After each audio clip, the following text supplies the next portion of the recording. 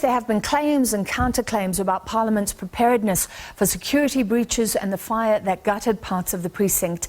Union Nehawu earlier said Parliament's decision to scale down shifts for Parliament Protection Services personnel has compromised the safety of the National Assembly. Parliament has rubbished those claims, with the spokesperson saying that SAPS armed guards were on the premises at the time. So it's all very confusing. Nehawu is under the umbrella Trade Union Federation Cosatu.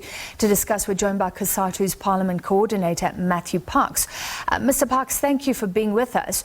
So Nehawu says the Parliament fire could have been prevented if security personnel had not been scaled back. So tell us more. Should they have been looking at the cameras? And what do you say in response to Parliament that says everything was in place? Where does Cosatu stand? Yes, look, I mean, Cosatu, we would agree with Nehawu 100%. I think we're very grateful that no one was injured, no one died. It could have been far worse. You know, Parliament has about 1,400 employees, about 500 ministerial staff, the President, ministers, MPs, the public all go there, you know, on a daily basis. Obviously not over Christmas, but, you know, normal course of events. I think we're grateful no one died, no one was injured. I think we must give space to the experts, especially external experts, to determine what exactly happened, why it happened, what could have been done. But the facts are that we have witnessed a horrific event taking place. We essentially have seen Parliament being gutted, badly burnt.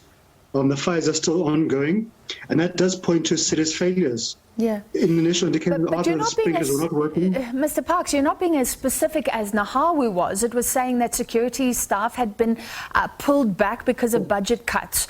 Is that true or not? Does Cosatu have a stance on that?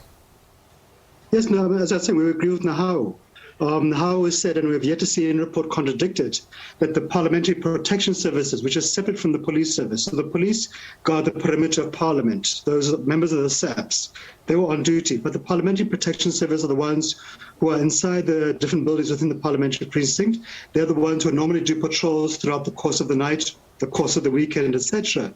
And from what we've been told, and we agree with Nehawu, we have every reason to believe it, that they were told not to report over the holidays, not to report over the weekends, because there's no overtime funding available to them. And yes, we appreciate that government and Parliament's budgets, like every other budget in South Africa, is facing pressures, but that's not excusable. Parliament does have sufficient resources.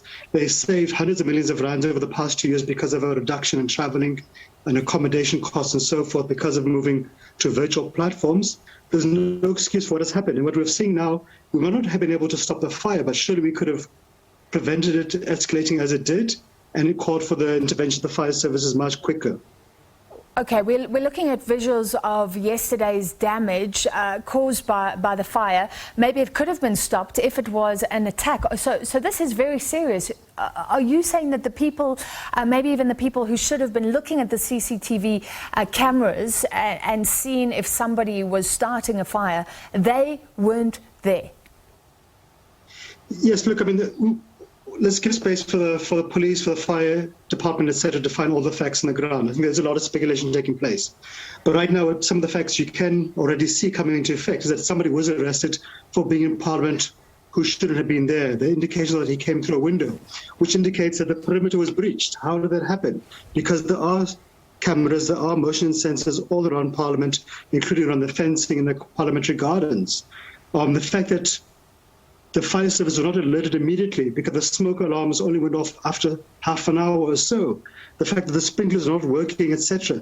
All of those point to a serious problem.